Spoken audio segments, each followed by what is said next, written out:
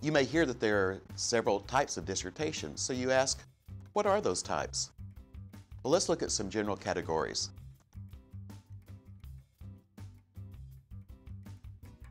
In multiple study dissertations, you may look at several school districts or several schools compared to a single district or a single school. So you know that the data that you obtain from a multiple study dissertation is going to be more reliable than a single study dissertation. Also, dissertations can be categorized as either prospective or retrospective. In a prospective dissertation, you might have something like an experimental dissertation, where you have a group of students, you have a theory that if I do this treatment, their reading scores will improve.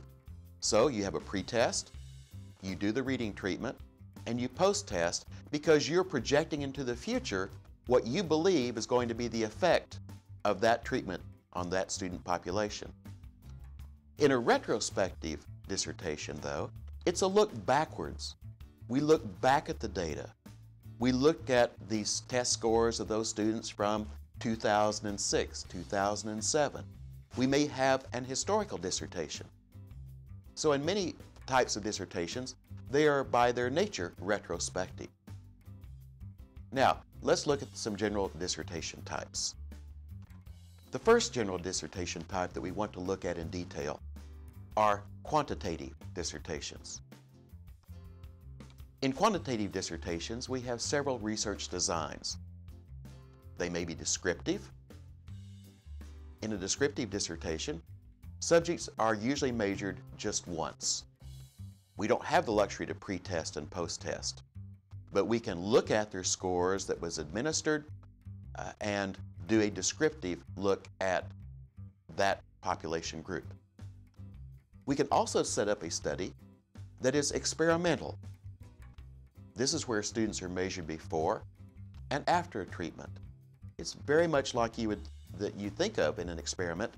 You pre-test, you do the intervention, and you post-test. The third general type is our quasi-experimental dissertations.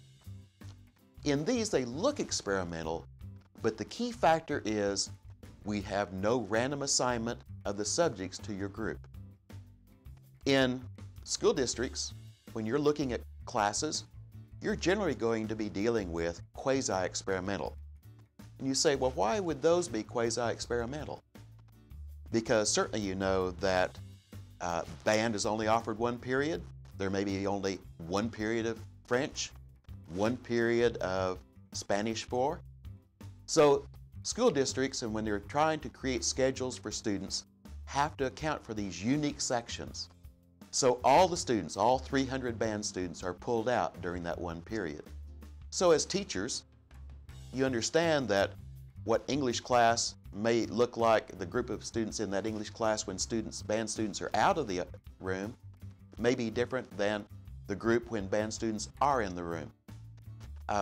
Possibly last period, you have all of the students are in sports, are taken out the last period of the day. English class, the last period of the day, is going to be significantly different with regard to the student population than one where all the students are mixed in. So by its nature, schools are quasi-experimental the way courses and classes are set up. And you say, well, but mine's in elementary. I have third grade reading. Well, in many school districts, students are assigned to the room as they show up, as their parents bring them in to enroll them. So the first class fills up, Mrs. Jones' class fills up with the first 22 students. The next class fills up, the next class fills up. The last day, when school starts, Mrs. Smith's room gets filled up. Well, there are certainly differences in student populations from those parents who are proactive and actively engaged in their students' educational, the enrollment process. So Mrs. Smith's room may look quite differently than Mrs. Jones's room. So again, they're not randomly assigned. They had a lot to do maybe with parent motivation or other factors. Recently moved to the district, migrant, A lot of types of intervention, a lot of types of factors may play into the fact that even in elementary schools, students are not randomly assigned to classrooms. Well, let's look at these general quantitative types in more detail. The first is the descriptive or experimental dissertation that we want to look at. Let's look first at the descriptive dissertation. Now, there are synonyms for this. You may hear it called a descriptive dissertation, or an observational dissertation, or a correlational dissertation. So if somebody's asking you what type of study you're conducting, any of those three terms would be accurate: descriptive, observational, or correlational. And the difference is that because we can only measure the population once, that in this descriptive study, we can only establish an association or a correlation between the variables. We don't have the luxury to pretest, so we can see that students received this type of reading assignment, this reading treatment, but all we have to look at are the state exams that were offered at the beginning of the year. We didn't get to pretest the state exam, so we aren't sure exactly what students knew before they got into the classroom. So we can only make an association, or we can only correlate that this reading treatment is better than some other reading treatment on that third grade population. Now, let's talk about some types of studies that you can do inside of a descriptive dissertation. You can do a case or case series. Just a word of caution though. In quantitative dissertations, the case study is the weakest study, because if you do a statistical treatment on a single case, let me tell you this, what I found. If you show me one case that proves X, I can find another case somewhere that disproves X. And that's the weakness of the single case. If you do multiple cases, in other words, a multiple study dissertation, and you're doing it quantitatively, you will have a much stronger dissertation. Many quantitative people will tell you, avoid the case study in the quantitative dissertation. Another type is cross-sectional. We'll take a cross-section of the student population and do a specific treatment. We may look at cohorts. Sometimes you have a longitudinal study. Let's look at all students who began kindergarten in 2003. And we will follow that cohort all the way through to the 6th grade to see how their reading scores improved depending upon various treatments that took place at various schools or in various school districts. So this longitudinal look back, do you see it's a retrospective study, is a typical descriptive dissertation. Again, since it happened in 2003, 4, 5, 6, 7, and 8, we didn't have the luxury to go back and pretest those students. Those exam scores have long since been recorded. And another one is a case-controlled study. You'll often hear this called an epidemiological study. This is something that our nursing education students or our speech-language pathology students that are in the doctoral programs may want to conduct. These are like typical medical studies. They're descriptive. We can take a group of autistic students and we can do a treatment and do a score, do a test on them, but we can't go test them before they were autistic. It's just like in a scientific study. We may want to test a flu vaccine and we may give the vaccine to 100 people, but we can't go expose those 100 people to the flu. So what we have to do is rely on that what happens to those people after they receive the vaccine, and we do this descriptive study. And so we can only establish an association between the effectiveness of the vaccine or a correlation on how effective it was, because we can't actually go out and create illness intentionally on people. We can't make somebody autistic.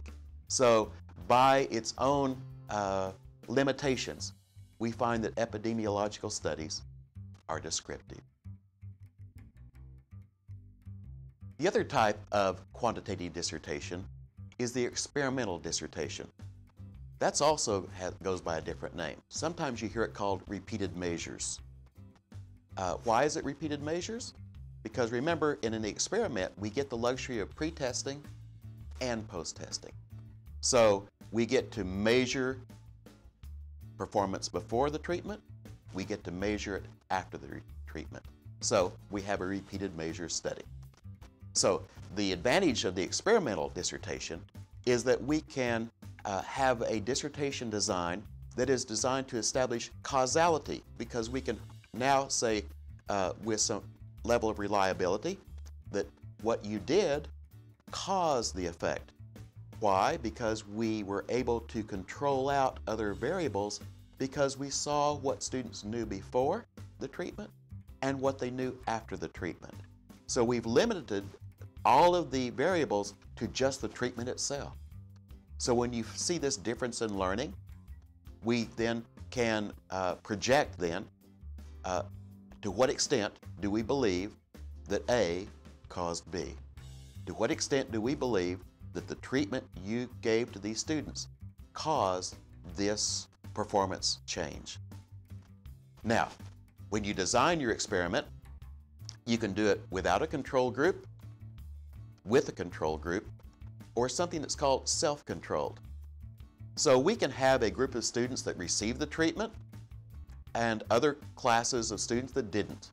So you maybe have some are able to get approval so that you do something special. Now, in schools, this is somewhat difficult. You're going to have to get approval for your treatment, your special thing that you're going to do with this group of students, this class or this school or this group of schools. And they'll say, well, why don't you do it with everyone? So that's going to have to receive approval when you create a control group.